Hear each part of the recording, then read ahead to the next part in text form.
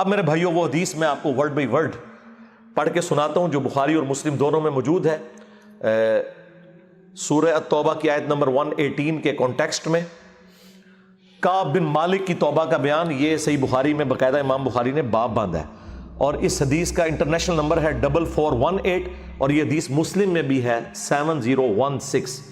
Word by word میں یہ حدیث بیان کروں گا کیونکہ اس کی رقت اسی میں ہے کہ میں اسے لفظ با لفظ بیان کروں، آپ اس تکلیف کا احساس کریں جس سے کعب بن مالک گزرے، اور پھر الٹیمیٹلی ان کی توبہ قبول ہوئی، اور ایسی توبہ قبول ہوئی کہ قیامت تک قرآن میں ان کی توبہ کا ذکر ہے کہ اللہ نے قبول کی، اور اس کی وجہ سے اس سورت کا نام سورہ توبہ ہے، جب وہ غزوہ تبوک سے پیچھے رہ گئے۔ یہ ان کا بیٹا ہے عبداللہ، وہ اس حدیث کو بیان کرتا ہے۔ امام بخاری نے چند واسطوں سے ان کے بیٹے سے یہ حدیث لی ہے۔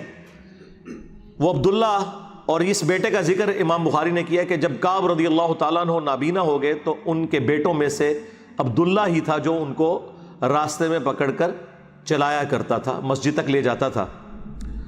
وہ عبداللہ بیان کرتا ہے کہ میں نے اپنے والد کعب بن مالک سے ان کے غزوہ تبوک میں شریک نہ ہو سکنے کا واقعہ سنا، تو انہوں نے بتایا کہ غزوہ تبوک کے سوا اور کسی غزوہ میں ایسا نہیں ہوا تھا کہ میں رسول اللہ کے ساتھ شریک نہ ہوا ہوں، البتہ غزوہ بدر میں بھی میں شریک نہ ہو سکا، لیکن جو لوگ غزوہ بدر میں شریک نہیں ہو سکے ان کے متعلق آپ صلی اللہ علیہ وآلہ وسلم نے کسی قسم کی ناراضگی کا اظہار نہیں فرمایا تھا، کیونکہ وہ آپشنل تھا، وہ اب ذکر بھی آ رہا ہے، کیونکہ آپ صلی اللہ علیہ وآلہ وسلم اس موقع پر صرف قریش کے قافلے کی تلاش میں نکلے تھے، لیکن راستے میں اللہ تعالیٰ کے حکم سے کسی پہلی تیاری کے باوجود اللہ تعالیٰ نے ان کو دشمنوں کے ساتھ ٹکروا دیا۔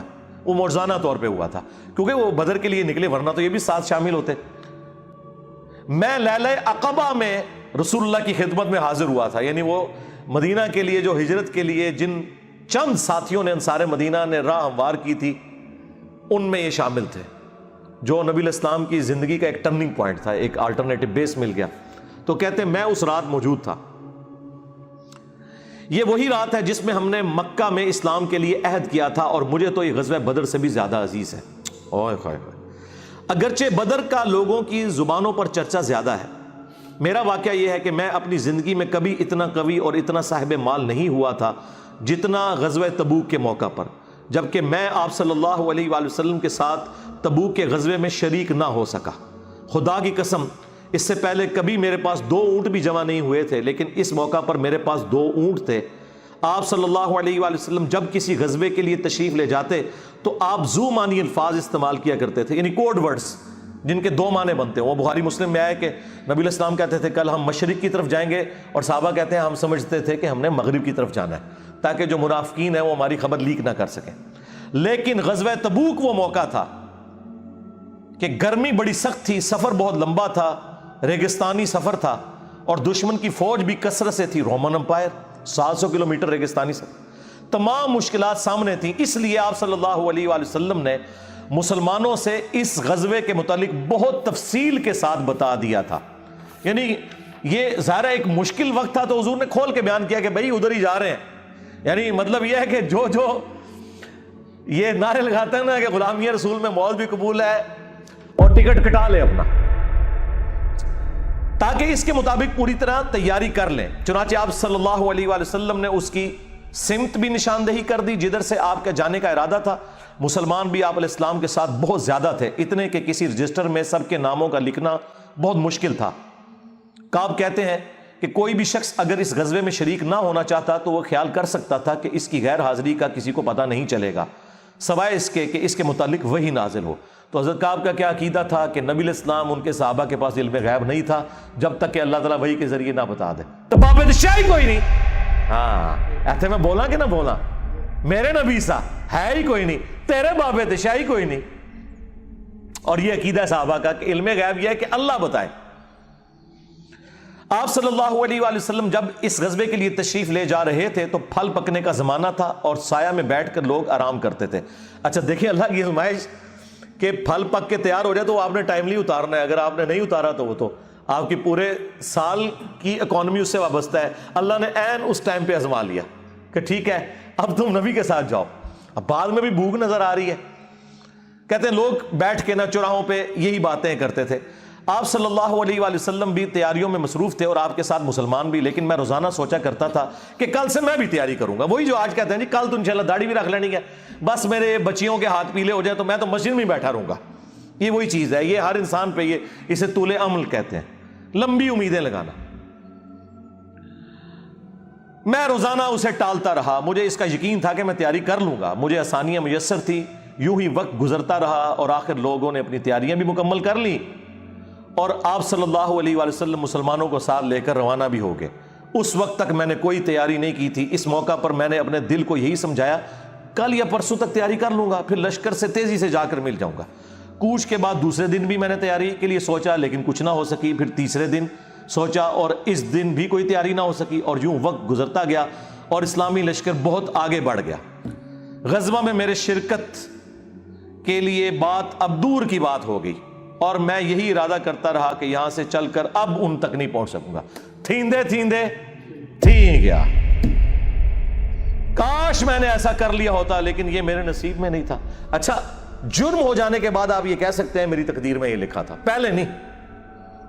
ہاں وہ تو پھر اللہ پہ آپ بہتان مان دیں گے نا کہ میں نماز اس لیے نہیں پڑھ رہا کہ اللہ نے میرا مقدر کیا ہے کہ میں اگلی نماز نہ پڑھوں. نہ، ہاں بعد میں آپ کہہ سکتے ہیں کہ میری تقدیر میں لکھا تھا کہ میں اتنا بدبخت ہوں کہ میں نماز چھوڑوں گا، اور وہ چھوڑوں گا اپنی مرضی سے. اللہ نے تو اپنے علم سے فورسی کیا ہے.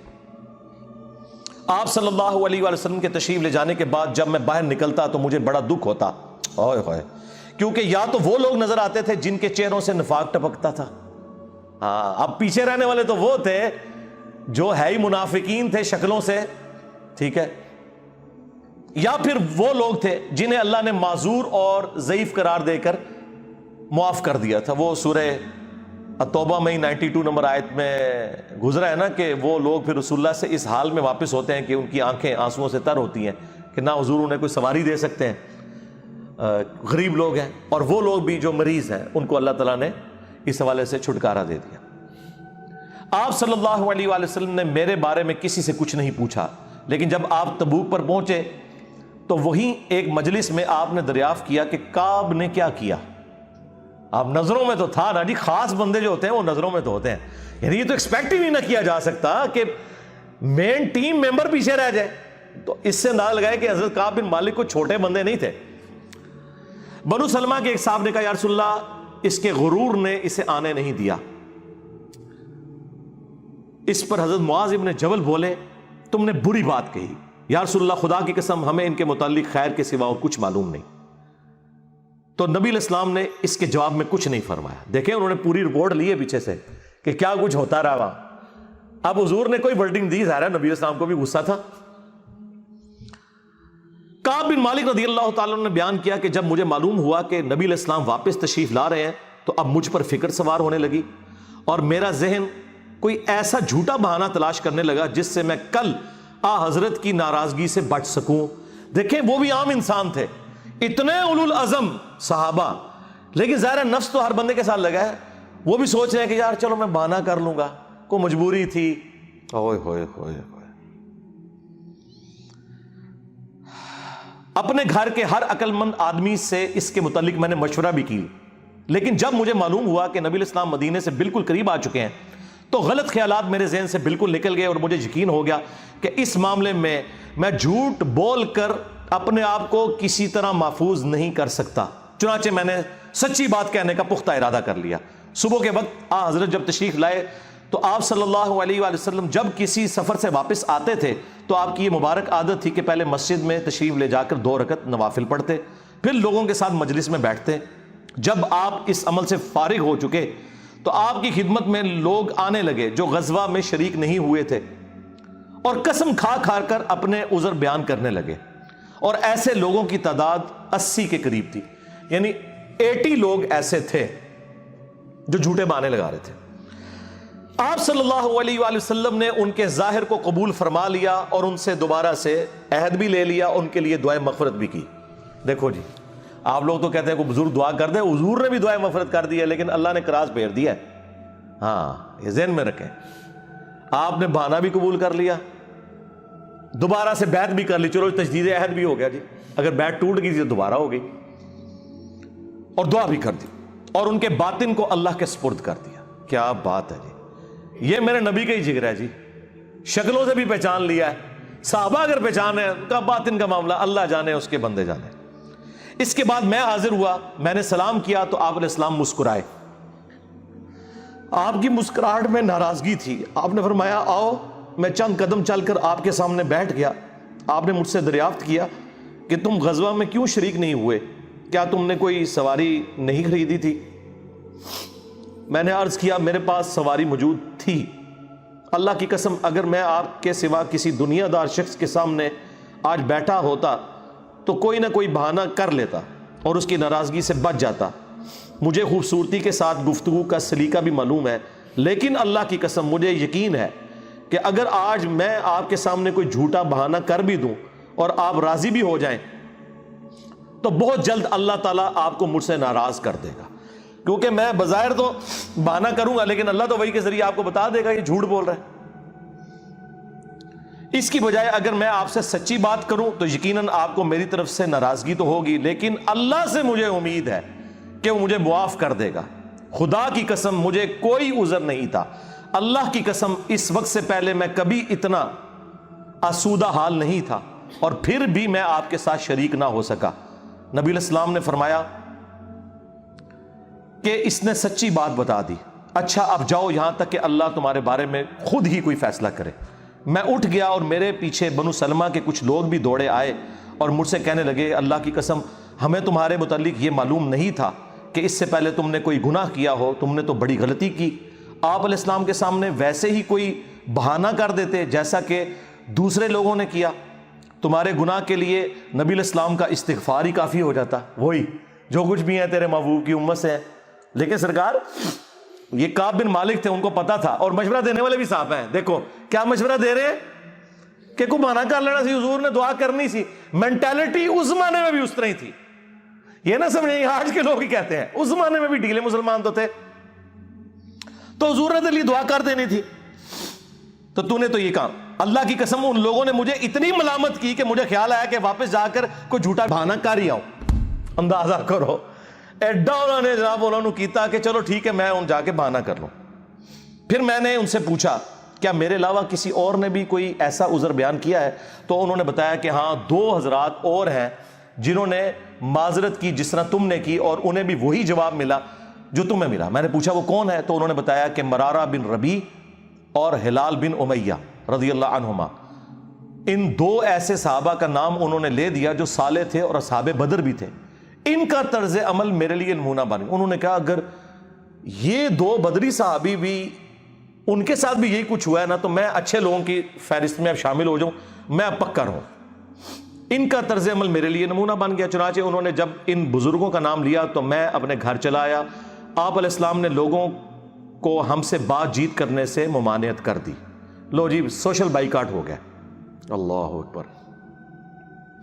بہت سے لوگ جو غزوے میں شریک نہیں ہوئے تھے ان میں سے صرف ہم 3 تھے، لوگ ہم سے الگ رہنے لگے اور سب لوگ بدل گئے۔ ایسا نظر آتا تھا کہ ہم سے ساری دنیا بدل گئی ہے، ہمارا اس سے کوئی واسطہ ہی نہیں۔ 50 دن تک ہم اسی حال میں رہے۔ میرے 2 ساتھیوں نے تو اپنے گھروں سے نکلنا ہی چھوڑ دیا، ہر وقت روتے رہتے تھے، لیکن میرے اندر ہمت تھی، میں باہر نکلتا تھا، مسلمانوں کے ساتھ نماز میں بھی شریک ہوتا تھا اور بازاروں میں بھی گھومتا تھا، لیکن کوئی شخص مجھ سے بولتا نہیں تھا۔ میں نبی علیہ السلام کی خدمت میں بھی حاضر ہوتا، آپ کو سلام بھی کرتا۔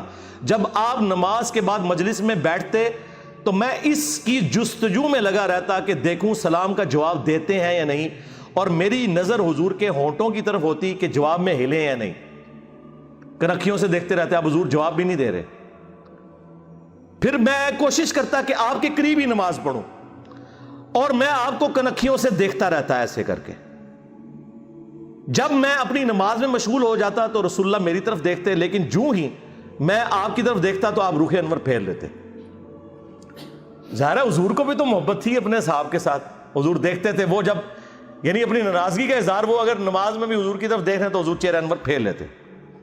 تو میں ایک دن ابو قتادہ کے باغ کی دیوار پر چڑھ گیا، وہ میرے چچا زاد بھائی تھے اور مجھے ان سے بہت گہرا تعلق تھا۔ میں نے انہیں سلام کیا، لیکن اللہ کی قسم انہوں نے بھی میرے سلام کا جواب نہیں دیا۔ میں نے کہا ابو قتادہ تمہیں اللہ کی قسم کیا تم نہیں جانتے کہ اللہ اور اس کا رسول سے مجھے کتنی محبت ہے؟ انہوں نے کوئی جواب نہیں دیا. میں نے دوبارہ ان سے یہی سوال کیا, اللہ کی قسم دے کر پوچھا, لیکن وہ پھر بھی خاموش رہے. میں نے پھر اللہ کا واسطہ دے کر ان سے سوال کیا. اس مرتبہ انہوں نے صرف اتنا کہا, اللہ اور اس کا رسول زیادہ بہتر جانتے ہیں. دیکھیں جی اس بات کا جواب انہوں نے کہا, بھائی اللہ کے نبی نے منع کیا ہے, اب بائی کاٹ ہے تیرا. اللہ اکبر. اس پر میرے آنسو پھوٹ پڑے. میں واپس چلا آیا اور دیوار پر چڑھ کر نیچے باہر اترا. پھر وہ بیان کرتے ہیں کہ ایک دن مدینہ کے بازار میں جا رہا تھا کہ شام کا ایک کاشتکار جو کہ غلہ بیچنے مدینہ آیا تھا پوچھ رہا تھا کعب بن مالک کہاں رہتے ہیں. لوگوں نے میری طرف اشارہ کیا, وہ میرے پاس آیا اور غسان جو بادشاہ تھا رومن امپائر کا, اس کا ایک خط مجھے دیا. وہ جو اس کا ایک سمجھ لیں چھوٹی چھوٹی جو امپائر کے اندر بنی ہوئی تھی ان میں سے ایک کا وہ گورنر تھا. اس خط میں لکھا تھا کہ مجھے معلوم ہوا ہے کہ تمہارے صاحب یعنی رسول اللہ صلی اللہ علیہ وآلہ وسلم نے تمہارے ساتھ زیادتی کی ہے, نعوذ باللہ. اللہ نے تمہیں کوئی ذلیل ہونے کے لیے پیدا تو نہیں کیا کہ تمہارا حق ضائع کیا جائے. تم ہمارے پاس آ جاؤ, ہم تمہارے ساتھ بہتر سلوک کریں گے. یعنی دشمن کی فوج کے ہیڈ کی طرف سے خط آیا. جب میں نے یہ خط پڑھا تو میں نے کہا کہ ایک اور امتحان آ گیا. اچھا جی سرکار, ایک خط کسی اور کو لایا کہ جی اے دیکھ لو یا رسول اللہ منو تے بڑی آفر جے. یہاں لوگ دنیا دار لوگ ہی کرتے ہیں نا جی, مجھے فلاں جگہ سے آفر ہو رہی ہے. لیکن جو اہل ایمان ہے وہ تو کہتے ہیں کہ یار میں اس لیول پہ گر گیا ہوں کہ اب کافر بھی مجھے بلا رہے ہیں. انہوں نے یہ رزلٹ نکالا, چونکہ مومن تھے نا. میں نے اس خط کو تندور میں جلا دیا. ان 50 دنوں میں سے جب 40 دن گزر گئے تو نبی علیہ السلام کا ایلچی میرے پاس آیا اور اس نے کہا کہ رسول اللہ نے حکم دیا ہے کہ اپنی بیوی کے قریب نہ جاؤ. میں نے پوچھا میں اسے طلاق دے دوں یا پھر مجھے کیا کرنا ہے؟ تو انہوں نے کہا نہیں, طلاق نہیں دینی, صرف جدا ہو جاؤ. میرے دونوں ساتھیوں کو جنہوں نے میری طرح معذرت کی تھی یہی حکم ملا. میں نے اپنی بیوی سے کہا کہ اپنے میکے چلی جاؤ, اس وقت تک وہیں رہو جب تک کہ اللہ تعالیٰ اس معاملے کا کوئی فیصلہ نہ کر دے. کعب کہتے ہیں کہ ہلال بن امیہ کی بیوی رسول اللہ کی خدمت میں حاضر ہوئی اور عرض کیا یا رسول اللہ وہ تو بہت بوڑھے اور کمزور ہیں, ان کے پاس کوئی خادم بھی نہیں, کیا اگر میں ان کی خدمت کر دیا کروں تو آپ ناپسند تو نہیں فرمائیں گے؟ بیوی دیکھو جی, بیوی خامند کو کچھ سمجھ نہیں رہی, رسول اللہ سے جا کے پوچھ رہی ہے صلی اللہ علیہ وسلم. تو نبی الاسلام نے فرمایا صرف وہ تم سے صحبت نہ کریں. انہوں نے عرض کیا اللہ کی قسم وہ تو کسی چیز کے لیے حرکت ہی نہیں کر رہے. جب سے آپ ان سے ناراض ہوئے ہیں وہ دن اور آج کا دن ان کے آنسو تھمنے میں نہیں آتے. میرے گھر کے بعض لوگوں نے کہا کہ جس طرح ہلال بن امیہ کی بیوی نے ان کے لیے اجازت لے لی تو آپ بھی جا کے اجازت لے لیں. اب دیکھیں لوگ مشورے دے رہے ہیں. میں نے کہا خدا کی قسم میں اس کے لیے رسول اللہ سے اجازت نہیں لوں گا. میں جوان ہوں, معلوم نہیں جب اجازت لینے جاؤں تو حضور کیا فرما دیں. ان کو یہ بھی خطرہ تھا کہ میں یہ جاؤں تو یہ نہ ہو کہ حضور اور ناراض ہو جائے, اگر کوئی چانس بھی ہے نا بچنے کے تو وہ بھی ختم ہو جائے. دیکھیں نہیں کتنا گاڈ اورینٹڈ بندہ ہے جی, اللہ اکبر. اس طرح 10 دن اور گزر گئے. جب رسول اللہ صلی اللہ علیہ وآلہ وسلم نے ہمیں بات چیت کرنے کی ممانعت فرمائی تھی, اس کو 50 دن پورے ہو گئے. 50ویں رات کی صبح کو جب میں فجر کی نماز پڑھ چکا اور اپنے گھر کی چھت پر بیٹھا ہوا تھا, اس طرح جیسا کہ اللہ تعالیٰ نے ذکر کیا وہ ہم آیت پڑھ چکے ہیں, سورہ توبہ کی آیت نمبر 118, جس میں تھا نا کہ زمین وسعت کے باوجود تنگ ہو گئی اور ان کا دم گھٹنے والا تھا. میرا دم گھٹ رہا تھا, زمین اپنی تمام وسعتوں کے باوجود میرے لیے تنگ ہوتی جا رہی تھی. میں نے ایک پکارنے والے کی پکار سنی جو سلع کی پہاڑی پر چڑھ کر بلند آواز سے کہہ رہا تھا اے کعب بن مالک تمہیں بشارت ہو, اے کعب بن مالک تمہیں بشارت ہو. انہوں نے بیان کیا کہ یہ سنتے ہی میں سجدے میں گر پڑا اور مجھے یقین ہو گیا کہ اب اللہ کی طرف سے فراخی ہو جائے گی. فجر کی نماز کے بعد رسول اللہ صلی اللہ علیہ وآلہ وسلم نے اللہ کی بارگاہ میں ہماری توبہ کی قبولیت کا اعلان کر دیا. لوگ میرے پاس بشارت دینے کے لیے آنے لگے اور میرے 2 ساتھیوں کو بھی جا کر بشارت دی. ایک صاحب زبیر بن عوام اپنا گھوڑا دوڑاتے ہوئے آئے. ادھر قبیلہ اسلم کے ایک صحابی نے پہاڑی پر چڑھ کر آواز دی اور وہ آواز گھوڑے سے زیادہ تیز تھی. جن صحابی نے پہاڑی سے آواز دی تھی جب وہ میرے پاس بشارت دینے آئے تو میں نے اپنے دونوں کپڑے اتار کر بشارت کی خوشی میں انہیں دے دیے. اللہ کی قسم اس وقت ان 2 کپڑوں کے سوا دینے کے لیے میرے پاس اور کچھ نہ تھا. پھر میں نے ابو قتادہ سے 2 کپڑے ادھارے مانگے اور رسول اللہ کی خدمت میں حاضر ہوا. جوگ در جوگ لوگ مجھ سے ملاقات کرتے جا رہے تھے اور مجھے توبہ کی قبولیت پر بشارت دیتے جا رہے تھے۔ اللہ کی بارگاہ میں توبہ کی قبولیت مبارک ہو۔ کعب رضی اللہ تعالیٰ عنہ بیان کرتے ہیں کہ آخر میں مسجد میں داخل ہوا تو رسول اللہ صلی اللہ علیہ وآلہ وسلم تشریف رکھتے تھے، چاروں طرف صحابہ کا مجمع تھا۔ طلحہ بن عبید اللہ دوڑ کر میری طرف آئے اور مجھ سے مصافحہ کیا اور مبارکباد دی۔ اللہ کی قسم وہاں موجود مہاجرین میں سے کوئی شخص بھی میرے آنے پر کھڑا نہ ہوا۔ طلحہ رضی اللہ تعالیٰ عنہ کا یہ احسان میں کبھی نہیں بھولوں گا کہ انہوں نے کھڑے ہو کر میرا استقبال کیا۔ جب میں نے رسول اللہ کو سلام کیا تو آپ علیہ السلام کا چہرہ مبارک خوشی اور مسرت سے دمک اٹھا۔ اس مبارک دن کے لیے تمہیں بشارت ہو، اس مبارک دن کے لیے تمہیں بشارت ہو جو تمہاری عمر کا سب سے مبارک دن ہے۔ واقعی جی، اس سے بڑی کوئی مبارک بات نہیں ہو سکتی کسی شخص کے لیے کہ اللہ تعالیٰ اس کی توبہ کی اناؤنسمنٹ کرتے اور پھر قیامت تک قرآن میں وہ آیات پڑھی جائیں۔ انہوں نے بیان کیا کہ میں نے عرض کیا یا رسول اللہ یہ بشارت آپ کی طرف سے ہے یا اللہ کی طرف سے؟ فرمایا نہیں، اللہ کی طرف سے۔ اور نبی علیہ السلام جب کسی بات پر خوش ہوتے تو چہرہ مبارک روشن ہو جاتا تھا، ایسے جیسے چاند کا ٹکڑا ہو۔ آپ کی مسرت ہم چہرہ مبارک سے سمجھ جاتے تھے۔ پھر جب میں آپ کے سامنے بیٹھ گیا تو عرض کیا یا رسول اللہ اپنی توبہ کی قبولیت کی خوشی میں اپنا مال اللہ اور اس کے رسول کی راہ میں صدقہ کر دوں؟ آپ نے فرمایا لیکن کچھ مال اپنے پاس رکھ لو، یہ زیادہ بہتر ہے۔ میں نے عرض کیا کہ پھر میں خیبر کا حصہ اپنے پاس رکھ لیتا ہوں۔ پھر میں نے عرض کیا یا رسول اللہ نے مجھے سچ بولنے کی وجہ سے نجات دی، اب میں اپنی توبہ کی قبولیت کی خوشی میں آپ سے یہ وعدہ کرتا ہوں کہ جب تک زندہ رہوں گا سچ کے سوا کوئی بات زبان پر نہیں لاؤں گا۔ بس اللہ کی قسم جب سے میں نے رسول اللہ کے سامنے یہ عہد کیا صلی اللہ علیہ وآلہ وسلم، میں کسی ایسے مسلمان کو نہیں جانتا کہ جسے اللہ نے سچ بولنے کی وجہ سے اتنا نوازا ہو جتنی نوازشات مجھ پر کی سچ بولنے کی وجہ سے۔ جب سے میں نے نبی علیہ السلام کے سامنے یہ عہد کیا پھر آج تک میں نے کبھی جھوٹ بولنے کا ارادہ بھی نہیں کیا، اور مجھے امید ہے کہ اللہ تعالیٰ باقی زندگی بھی مجھے اس سے محفوظ رکھے گا۔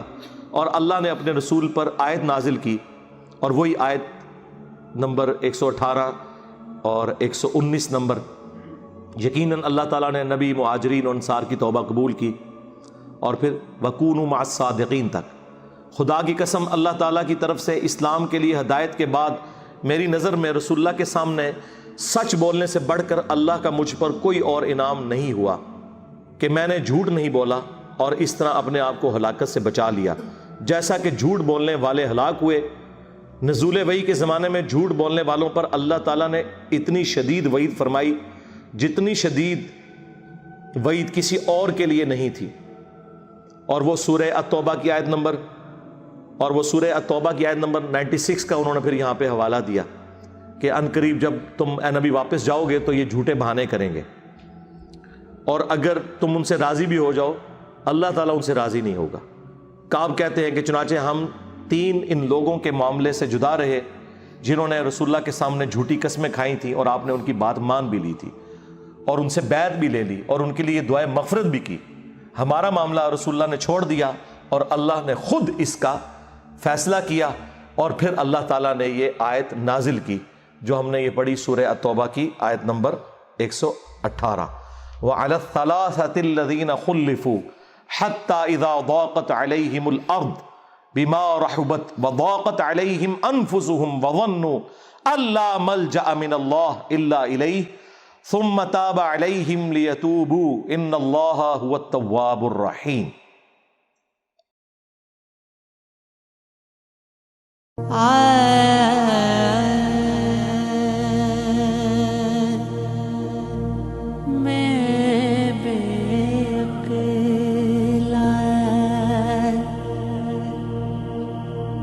عقل نہ مینوں ساریاں لجا شرماتے نا